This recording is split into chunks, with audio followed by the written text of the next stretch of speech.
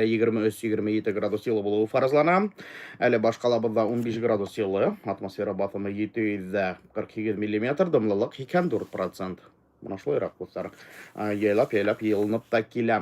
Безнең һава торышы максаннарына хәбәрдарга тукталып үтәйек. Руфин апайбыз. Хәерле иртә, Фатих. Хәлдәрегең нисек? Дамир менән Дамирды зур туган көне менән кайнап зур юбилей менән котлап үтәм бик тә шәп булыр дип әйткәндәр. Зур рәхмәт. Без дә ысынлыгында котлайбыз. Тағыла, байрамдарға тоқталғанда, бүгін бүті дөнья сірәкәй күні білдірінен достар. Бұлдата сірәкәй тішлеуі аша тойылған байрамға білдірінен. Бұл енді тішлеуі аша юғырға була, бізге кәмінде сірәкәй тішлеуі аша юғырға болған деген башқа ауруларды ескертуге арналған. Шулай ук ғилми текшерінулердің кәмінде табиғатта қауіпсіздік қағидаларын өтеудің мөһимлеген искә төшереп тора. Тап 1897 елның 20 августында Британия табибы Рональд Росс бізге сірәкәйләрдің малярия ауруын толдырусы таратуға катнашуын исбатлай. Бұл асыш өсін ул хоңынан инде Нобель премиясына лайық була. Кызыклы факторга тукталганда канды тик энә сірәкәйләр генә эсә, кан уларга инде йомырткаларның үсешен өсөн кирәк була. Та сірәкәйләр башласа үсемлек хуттары менән гына туклана икән. Менә шундай. Димәк, әгәр дә һездә тешләнә икән, һәр вакыттагыса Қарағадар, Фәйін Сұлтанғаловтың ері ескейліп тұршты. Сәрәкәй, бәләкәй, ол бір күн күні шәй, ол пәште хинен қатын, ол да хинен қаны сәтеген. Ері ескейліп тұршы. Мұна, демәк, инәгіне сәрәкәйдер қаны сәйкен достар. Бүгін тағыла халықара медицина транспорты күні білдеріне, бұл күн ашығыс ярдам автомобильдеріне, санитар авиацияға, медицина поездарына, һәм табиптарды, құрамалдарды, һәм пациенттарды ташуға ярдам еткен башқа транспорт сараларына арналған. Медицина транспорт, медицинаға ярдамы тифтерлерсе һәм йөздерсе сақрым алыслықта орнашқан райондар өсін айыруса мөһим болып тұра. Экипажда эш орында, икенче орынға барып етеулері генә тормай, енді юлда пациенттар күрһәтте удару, тын алу тәмин итү өчен башка медицина процедураларды талап итү мөһим болып тұра. Гомумән әйткәндә, достар, без һезнең менән алып караганда ағайдарды котлап үтәйек. Мына мәсәлән, Баймак районында минең Фәйзи Езнәем эшләй. Ашыгыс ярдам автомобилендә, ысынмаган һәмдә уга корысты һаулык теләк, озын гомер теләк, гаилә иминлеге теләк. Һәм әлбиттә, бер вакытта был транспорт бозылмай, алып барып етеүләрен теләйм. Фәйзи Езнәем һинең күңелдән котлайбыз шундай күркәм байрамыгыз менән. Бұдан тыш, бүгін бүті дөнья ялқаулар күні білділені. Құрметлі достар, ялқаулар, һез ялқаумы, юкмы деген һорауға жауап эзләйбез. Әлбиттә, бәлки һезнең арасында бардыр ялқаулар. Без аларны лентяй дип йөртәбез. Бұл ял итү өчен көз туплап кирәклеген искә төшергән шаярту гына бер дата булып тора. Даими мәшһүр булу һәм инде һәр вакыт югары һөзүмтәлек дигәндә аңлатмай. Кайһы бердә кыска гына тәнәфес күсергән эштә кәметә, игътибарды тергәдергә һәм инде уларга эшләргә кабул итәргә ярдәм итеп тора. Бұл көндә бернинди дә гаепһез эшләмәгән дә була. Туйган сөйөкләргә мотлак булмаган эшләрдә, кисекләрдә китап укырга мөмкин яки гомумән ятырга мөмкинчелек бар. Шулай дип, достар, бүгін бүті дөнья сірәкәй көне билдәләнә, халыкара медицина транспорты көне билдәләнә, бүті дөнья ялкаулар көне билдәләнә һәм тагыла билдәләнә Чебурашка көне. Шуңа, достар, әйдәгез, һезнең менән без артабан дәвам итер алдыннан музыкаль тәнәфескә тукталып алайык. Дәртле йырдардан кирәйләнеп кайтырбыз. Киттек. Всем привет, кто смотрит. У меня сейчас в данный момент идет эфир на башкирском языке, на радио России Башкортостан. Мы вещаем с города Уфа. Так что, если есть возможность, там лайки, пожалуйста, ставьте. Если есть возможность, конечно, если вам интересно. Я таким образом буду продвигать нашу, так скажем, башкирскую культуру.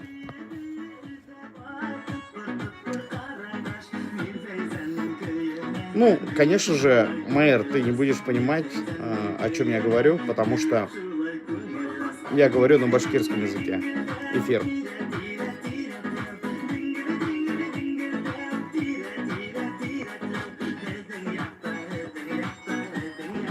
Я вообще первый раз в жизни захожу сюда.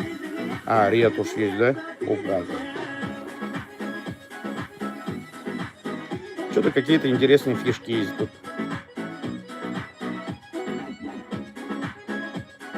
О, можно повернуть, показать, как идет у нас наша студия.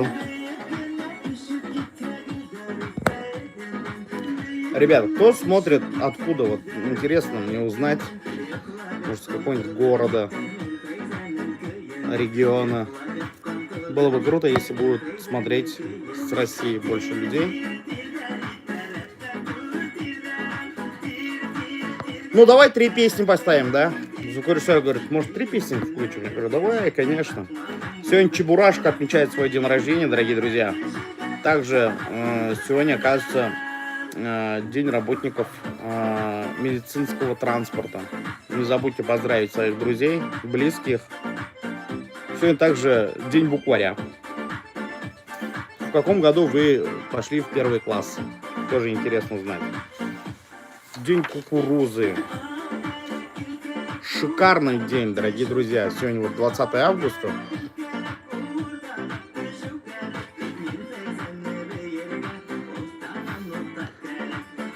Напишите, пожалуйста, кто откуда. Прям интересно узнать. 12 человек сейчас в данный момент смотрят. Эх, я могу посмотреть, кто именно меня смотрит? По-моему, нет, да, такой возможности. Или есть такая возможность. Я, дорогие друзья, первый раз захожу сюда. Никогда ранее не заходил. Опа, ага, это видео убирает, да? Это что такое? А, все понял. Здорово, Самбат. А, коррекция еще. Да, коррекция даже цвета есть. Всем привет. Ну, пускай стоит. Кто будет писать, кто будет писать.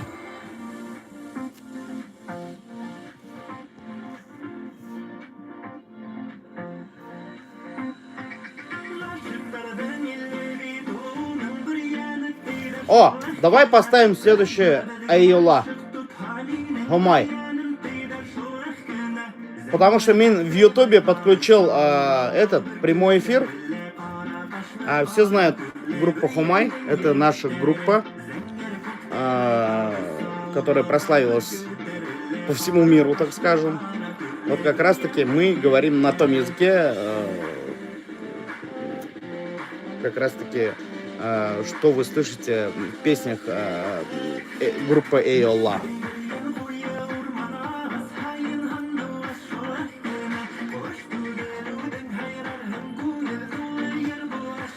А я могу писать? Нет, интересно. Короче, друзья, я первый раз тут. Вот честно, первый раз тут, и я даже не знаю, как тут что писать. Все, прекрасно, Самбат. Вот, всем привет, друзья мои. Прикиньте, я не знаю, как писать тут. Ну, спасибо за лайки, дорогие друзья. 5 лайков уже. Это очень круто. Я первый раз вообще захожу в прямой эфир именно в этом сервисе, в YouTube. И мне на самом деле приятно все это видеть.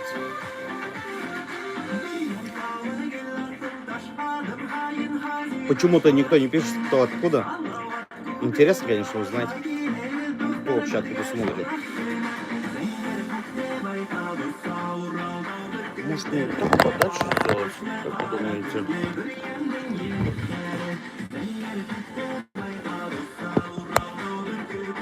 Вот так вот, да? Я думаю, так лучше намного.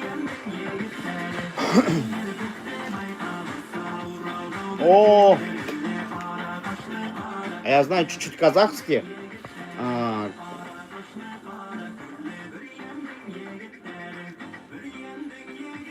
Калайсон. О, Калайсон.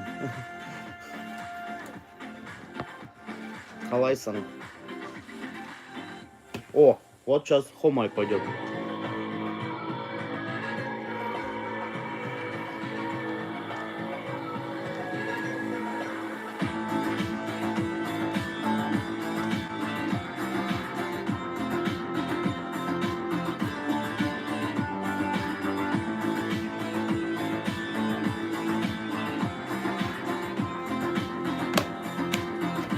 Доброе утро, Ростов-на-Дону. Привет с республики Башкортостан, город Уфа. Кем была Хомай? Хомайдан сахаля кояш.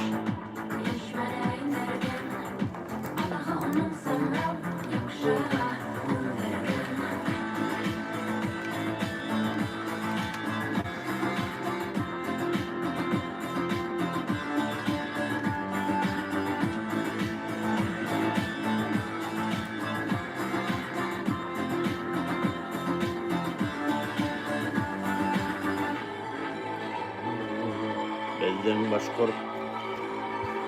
Мы любим животных. Безумно. Вы любите животных? Ростов-на-Дону. Прикольно, классно.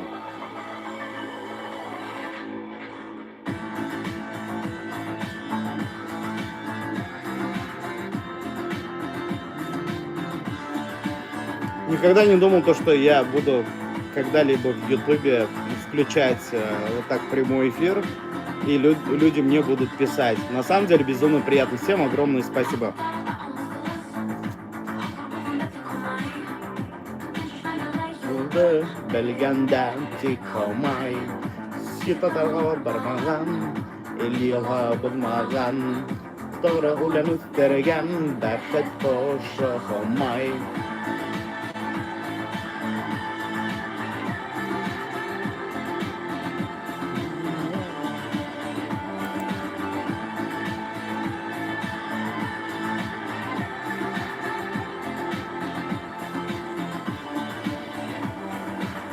Bizden Bashkort kıldары, Hımmaydın yıldızları, Yen şişmenin hoyulu, Hıddın yenge tağıdılgan. Bizden Bashkort kıldары, Hımmaydın yıldızları, Yen şişmenin hoyulu, Hıddın yenge yağdılgan. Где вы? Мы в республике Башкортостан, город Уфа. Это Российская Федерация. Уральские горы. Вот как раз таки вы слышите башкирскую речь, это как раз мой родной язык. Сейчас в данный момент вот как раз таки песня на башкирском языке идет.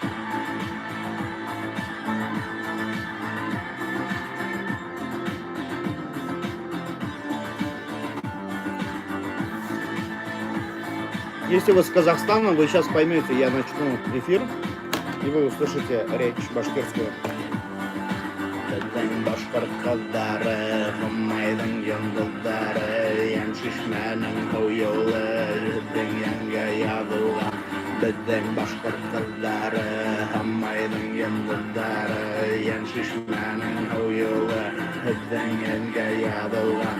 Bizden Bashkort kıldары, Hımmaydın yıldızları, Yen şişmenin hoyulu, Hıddın yenge yağdılgan.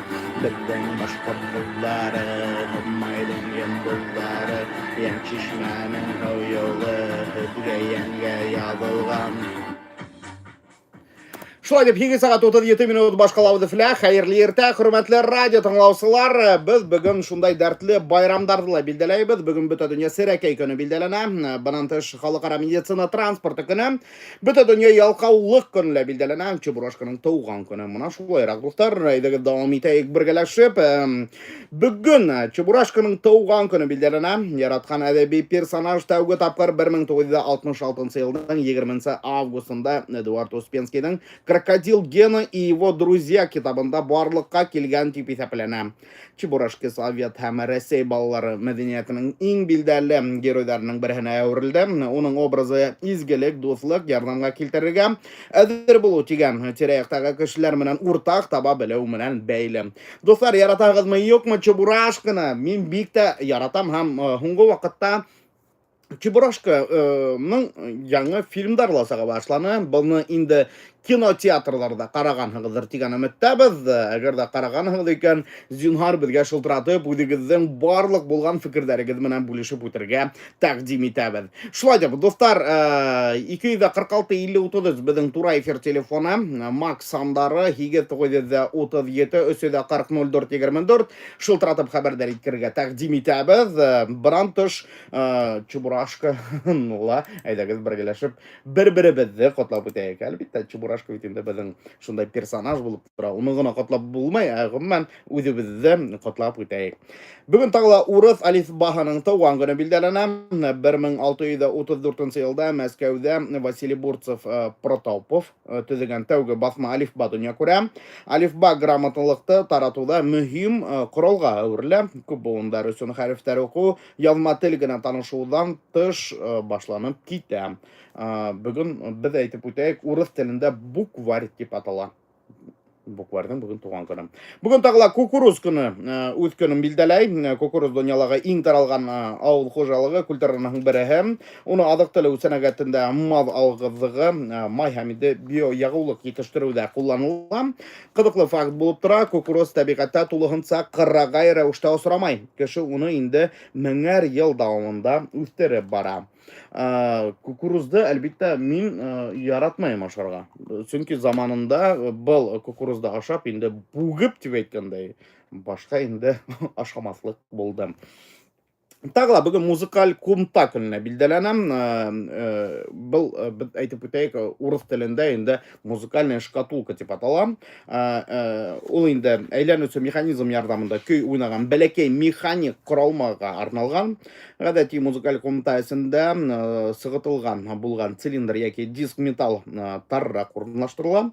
Механизм әйләнгәндә сыгытылган тарактар пластинкаларына тия һәм инде көй барлыкка килә. Музыкаль кумталарды тавышы өчен генә түгел, инде тарихи дизайн һәм борынгы әйберләргә хас үзенчәлекле мөхите өчендә кадерләп тоталар икән. Бүген тагыла виртуаль дөнья көне билдәләнә. Виртуаль дөньяда барыбыз да ултырабыз. Кемдер инде цифрлы киңлекләрдә, компьютер уеннарында виртуаль һәм инде өстәлмә ысынбарлык технологияларына арналган виртуаль дөньяларда күңел ачу өчен генә кулланмыйлар, улар инде мәгарифтә, медициналы, сәнәгатьтә һәм инде архитектурала һәм инде белгечләр әзерләүдә файдаланып тора. Менә шундай бүген көндәр билдәләнә. Гомумән, әйдәгез башлап үтәйек. Бүген бөтә дөнья сәрәкәй көне билдәләнә. Халыкара медицина транспорты көне. Бөтә дөнья ялкаулар көне билдәләнә. Музыкаль кумталар көне, виртуаль дөнья һәм без инде ошо байрамдарга тукталып, барыһын да әйдәгез котлап үтәйек. Без онытып торабыз тагыла ниндәй байрамды. Әйтеп үттек бит инде, бүген медицина транспорты хезмәткәрләре көнләп үз көндәрен билдерәйләр. Шулай, достар. Мөмкин буһа так. Тукталып үтербез һезнең менән. Әйдәгез, виртуаль дөньялар көндә карап үттек, милли даталарга тукталып үтәйек тиз генә. Ул да буһа Эстониянең боендыркызлык тергезү көне бүген билдәләнә. Венгрияла изге иш план көне билдәләнә. Сенегалдың боендыркызлык көне билдәләнә. Менә истәлекле даталарга тукталганда, тәүге басма алифба, без әйтеп үттек бит инде 1634 елның 20 августында Мәскәүдә тәүге урыс басма алифба дөнья күрә. Бүген тагыла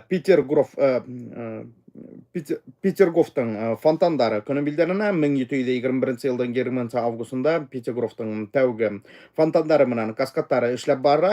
Фонтандың система күренекле инженерлык проектка әверелә. Һау фонтандарга ер рельефының үзенчәлекләре катмарлы каналдар системаһы ярдәмендә заманча насостар кулланмаенча килеп тора. Шуга бүген, әгәр дә һезнең фото бар икән Петергофтың фонтандары менән бүген мотлак рәвештә социаль селтәрләргә халырга мөмкинчелек бар. Тагыла, Европаның Алясканың асу көне билдәләнә. 1741 елдан 20 августында Витус Беринг экспедицияһы дөнья Америка ярдарына барып җитә. Был сәяхәт Тымык океандарының төньяк өлешен өйрәнүдә бик һәм төбәк урындагы географик белемнәрне киңәю менән мөһим этап булып тора. Тагыла бүген номер ию дискаһы булган телефонга патент алу көненә билдәләнә. 1896 елда номер ию дискаһы булган телефон патентлана. Bunday механизм абонентларны операторларның кулдан тоташтырудан баш тартырга мөмкинчелек бирә. Кулланучы номерды үз иеп бәйләнеште урнаштыра алган.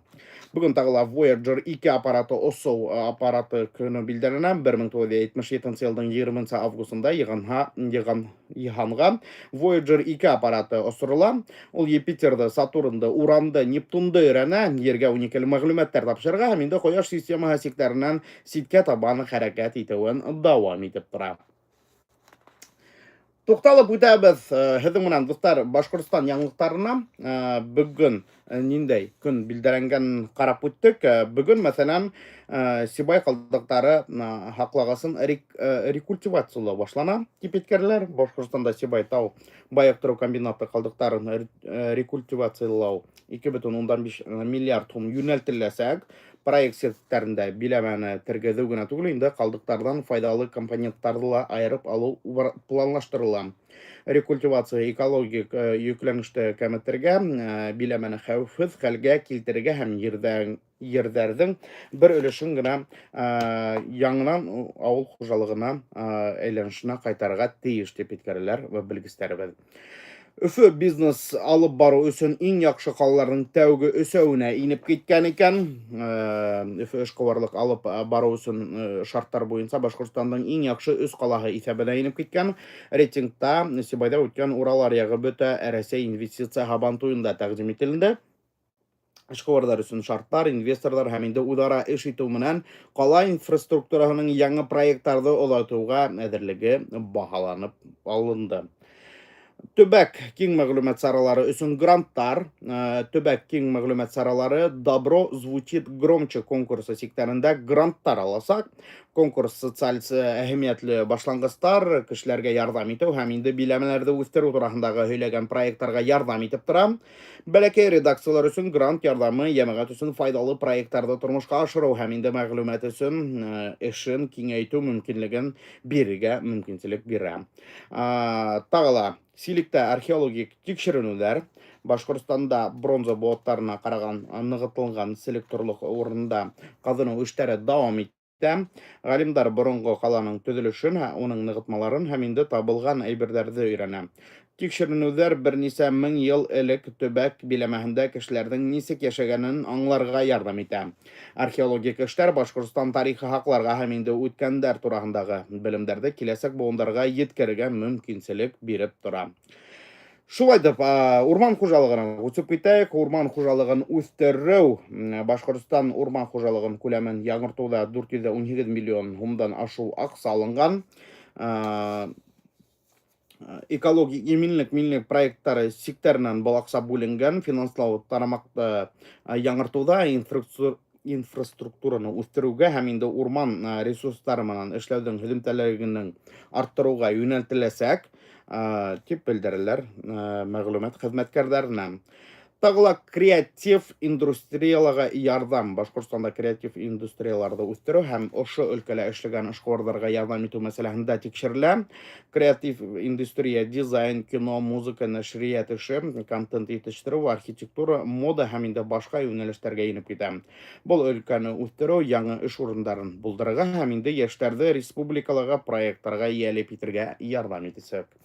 Ошондай көн, ошондай хәбәрҙәр, дуҫтар, ҙур рәхмәт беҙҙең менән булғанығыҙ өсөн. Беҙҙең ваҡыт килеп етте эфирҙе тамамларға. Шундай ҡыҙыҡлы һәм дәртле эфирыбыҙ килеп сыҡты. Ҙур рәхмәт беҙҙең менән булғанығыҙ өсөн. Бөгөн тик һеҙҙең өсөн хеҙмәттәшем, тауыш режиссеры Нәргизә Арабова һәм мин Фатих Муллахматов эшләнем.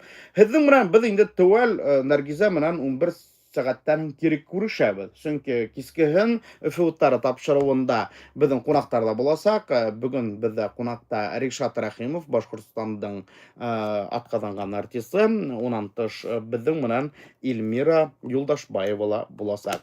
Һау булығыҙ, дуҫтар.